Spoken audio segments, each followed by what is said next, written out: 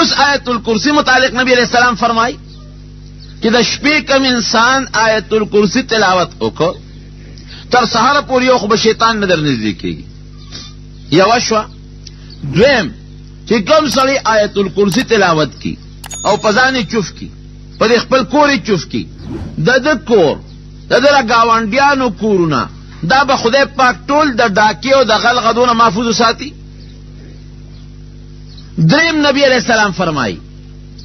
چې یو کم سړی آیت الکرسی تلاوت وکي او په ځان باندې چوف کی، بعضی بیماری داسې دي چې هغه د شیطان د ټونګې نه پیدا کېږي،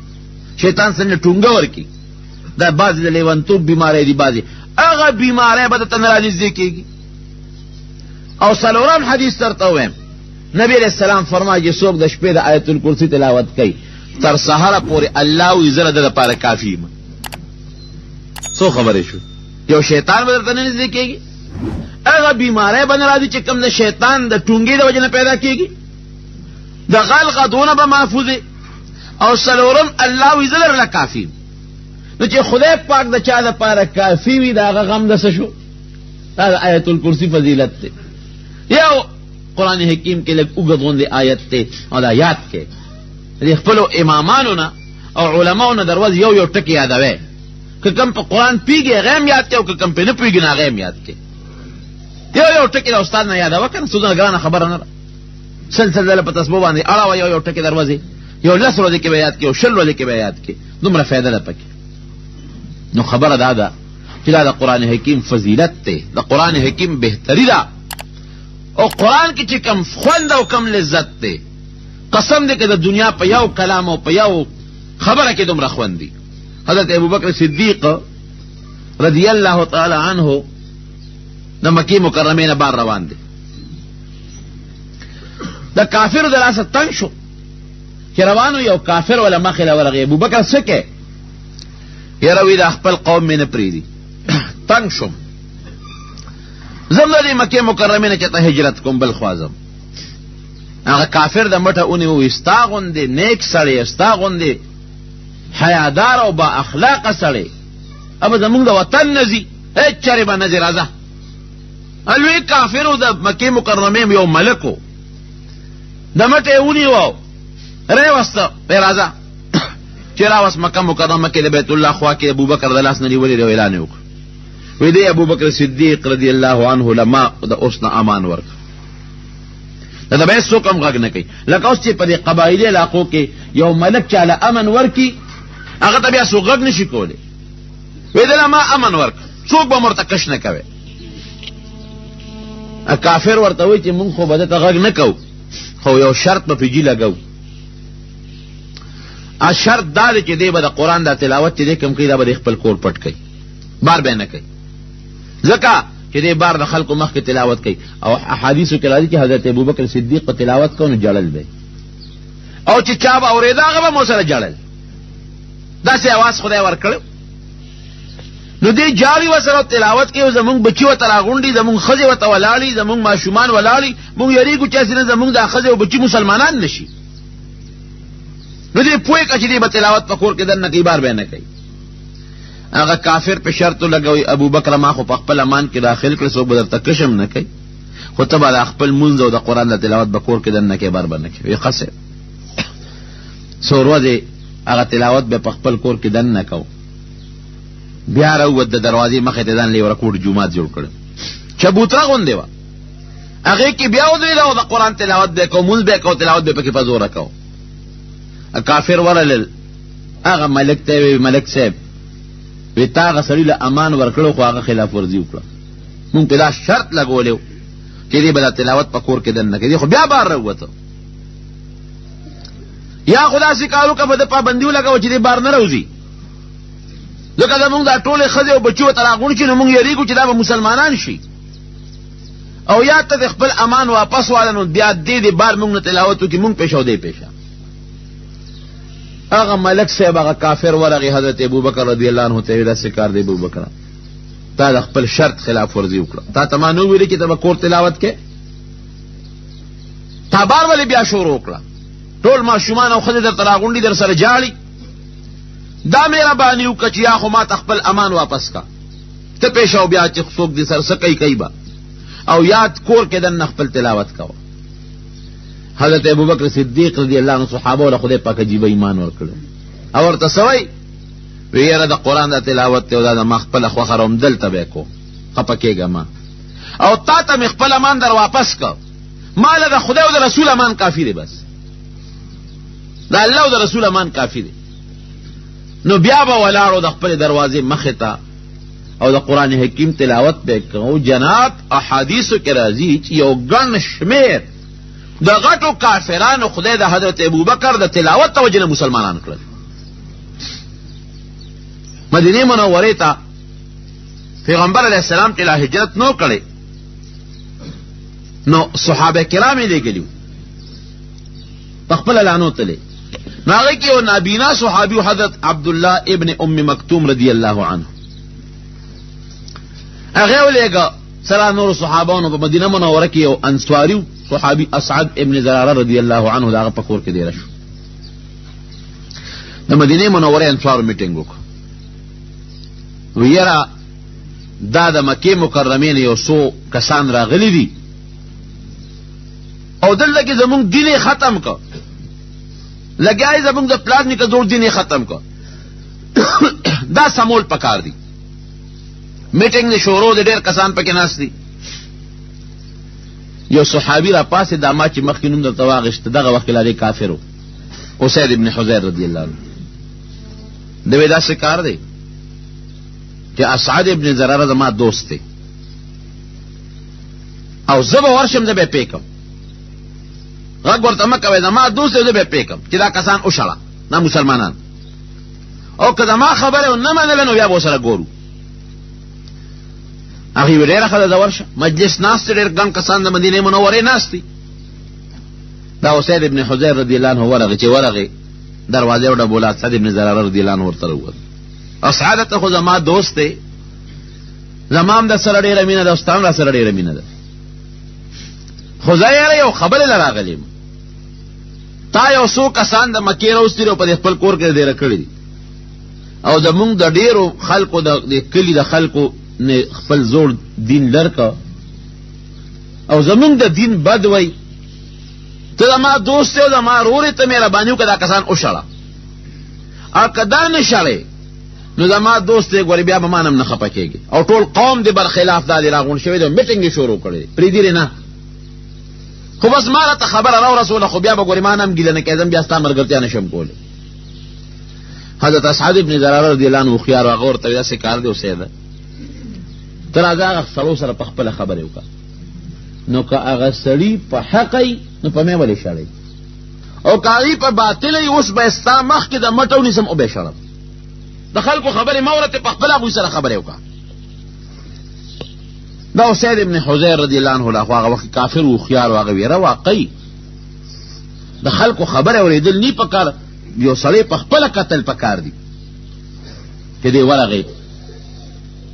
وردن شنو عبد الله ابن ام مکتوم رضی الله عنه په سترګو نابینا صحابي دی دا ګورې په دواړو سترګو ړوند دی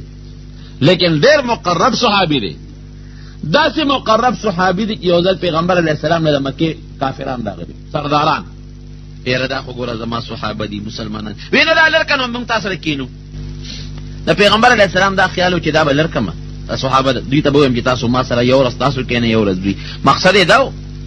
چې دا کسان کافران خدای مسلمانان کی یو ځل نو بیا به د دې غریبانانو سره یو ځای ناست دي. دې کې همدا عبدالله ابن ام مکتوم رضی الله عنه راغی چې څنګه راغی مجلس ته نبي محمد کافرانو سره په مجلس کې ناست دی سلام یې واچو او سلام نه پس نبی علیہ السلام ته وایي چې د خدای رسول تا ته چې خدای پاک کم تعلیم درکړی دی ما په طلب هغه وښایه مالک پوه کا نو پیغمبر هغې کافر ورته وایي ګوره که نه دا خلک تا سره ناست دا اوس دا نابینا ته وګوره په سترګو ړوند دی او دا یې راغې زمونږ هغه مجلس یې ګډوډ کړه مونږ خو درته ځکه وایو چې دا لر کړه ځان نه چې مونږ ستا سره کېنو مونږ لوی خلک یو دا مونږ سره به یو ځای نه کېنې په دې مونږ شرمېږو. نو نبي علیه السلام لغوندې دا هغه عبدالله ابن ام مکتوم دا هغه نابینا صحابي په هغه حرکت لغوندې خفه شو چې خفه شو نو فورا خدای قرآن کې آیات نازل کړ عبس وتولى ان جاءه الاعمى. وی ګوره چې هغه ړوند درته راغی نو تا تندې تریو که د خدای رسوله او مخ دې بل طرف ته واړو. دې خو د ځان پاکۍ لپاره راغلی ځان یې پاکو. نو بیا چې به کله دا عبدالله ابن ام مکتوم رضی الله عنه راغی که نه نو پیغمبر علیه السلام به ورته خپل څادر خور کړ او وی به مرحبا بالذي عاتبني فيه ربي، هر کلی دی هغه انسان له چې د په سر کې زه خدای ملامته کړی یم، د په سر کې مال الله زور نه راکړی ده. دا هغه صحابي نو چې څنګه دا اسید ابن حضیر رضی الله عنه وردن نشو جماعت کې منکر شروع کړی دی چې څومره د وسم کېږي تعاون پکې وکړي انشاءالله خدای پاک باجر درکړي. چې څنګه وردن نشو ناغه اصحاب ابن زراره رضی الله عنه حضرت عبدالله ابن ام مکتوم رضی الله عنه ته وی مرګري ته هغه خبره وکړه چې تم خلکو ته کومه کېده ته وکړه. نو هغه ته د قران حکیم تلاوت شروع کړ. هغه لون صحابي چې د قران تلاوت وته شروع کړي دی وته بس وې تاسو ر دې دین نوم څه دی؟ وې اسلام. وې په دې کې داخلي دو طریقه څه ده؟ اسم نشته بس الله به یومنه او زمونږ یو پیغمبر دی محمد نوم دی صلی الله علیه وسلم او د خدای رسول من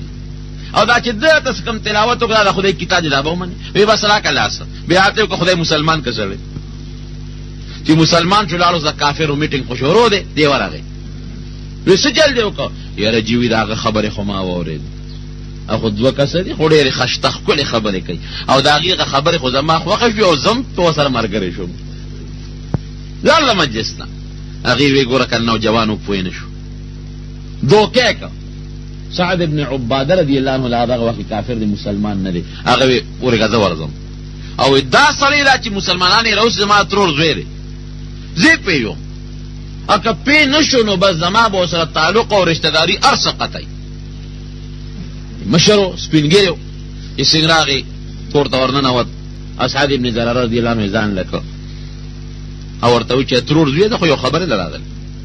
تاسو د مکې نه خلک راوستریو د خلکو عقیده په دلته خراب کړي دا وشاله ټول قوم راغون شوی دی پریدي دي نه او کدار نشړې ګورې مانه بګیلنه کې به د مارشتم در سره ختم اړې روخيار هغه ورته سکار دی اما ما زوی خپکه ګمراشه ته دا وی خبره وره نو که خبره استا خوخه شوی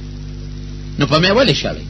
اګه خبره غلطه وي اوس به دې تیله مټو نه سوې شاله هغه وی چیرې دا خو خيار خبره ده کم زیدي ا کوټه ته وردن نه هغه نابینا صحابي ته لغون ته تا خبره وکړه چې کوم خبره ته مونږ تکه د قران حکیم تلاوت وته شروع یو سورته وته خشته مزیدار تلاوت کا هغه سعد ابن عباده چې کوم تلی ورپسې د قوم مشرو او د تاسو ردی دین نوم څه دی په اسلام په دې کې داخلي د څه طریقه ده بس مونږ له الله سره کې الله به یوم او پیغمبر علیه السلام به خدای رسول منه او دا کتاب د خدای خبرې دی بس دا به منه ورا دي خو کلاس خدای غم مسلمان کړ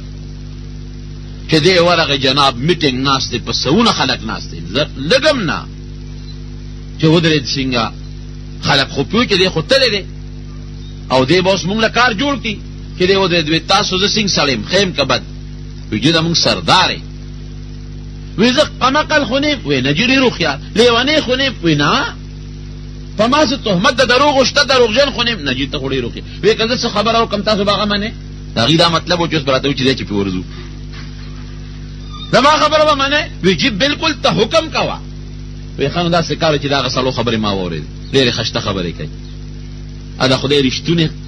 دغه دی د پیغمبر مرګري دی او دغه خبره د خدای کلام دی ما خو په ایمان راوړم زه خو مسلمان شوم تاسو څنګه خوخه ده وی چې ته مسلمان شوې نو مونږ هم ایمان راوړو مجلس کې چې څومره ټول خدای مسلمانان کړل دا صحابي کې عبد سعد ابن عباده څومره قوم هغه خو ټول مسلمانان کړل دا ګورې نبی عليه السلام له لیدل نه د پیغمبر علیه السلام معجزه لیدله صرف د خدای قرآن دی کتاب الله او د خدای کلام کې چې کوم لذت او کوم خوند دی خو یاره چې په صحیح طریقه باندې سړی ووري موږ مریضان یو بیماران یو که سړی مریض بیماری او تبه ده د خدای خوند تریخ دی نو کاغه لا خوګه فرنی ور کم په خدای ترخه لګي کاغه ګوړه خوري کنه شات امید په خلی ما تراخه لګي لیکن کده روغ دی نو خوږ خوراک په خوږ لګي دا رنګ موږ روحاني مریضان یو دا رب العالمین قرآن خوږ دی خو موږ مریضان یو په موږ خوږ نه لګي دا خدای کلام شیرین دی اعلی دی مزیدار دی خو موږ ورته مریضان یو دا چې لکه چې کم سړی تبې والا وي او په هغه باندې شات او یا فرني پیکه لګي په موږ د خدای قرآن موږ له خوند نه راکوي لغونده چې سار مونځ کې امام صاحب قرات اوږد کې څومره په تاسو تنګي څوک ورته په یو وخت پکېږي څوک ورته په بل وخت پکېږي او چې سلام وي استاد ته پکې نن کابل ته تللی وسه مونږ خو دې قتل کړو مړه دې کړو او هلته کې چې په ګاډي ته ولاړې په سړک باندې انتظار کوي 10 غنټې به انتظار کوي په هغې نه تنګېږي سندرو ته چې ناستې ټي وي ته چې ناستې په 1 غنټه او په 2 غنټې فلم به اورې او په هغې به نه تنګېږي لیکن د خدای قرآن که د 3 منټونه زیات شو 5 منټونه زیات شو بیا به تنګېږي وجه دا جناب د خدای کتاب کې خوند شته خو موږ ورته مریضان یو بیماران یو خدای پاک زموږ د روحاني بیماری ختمه کړي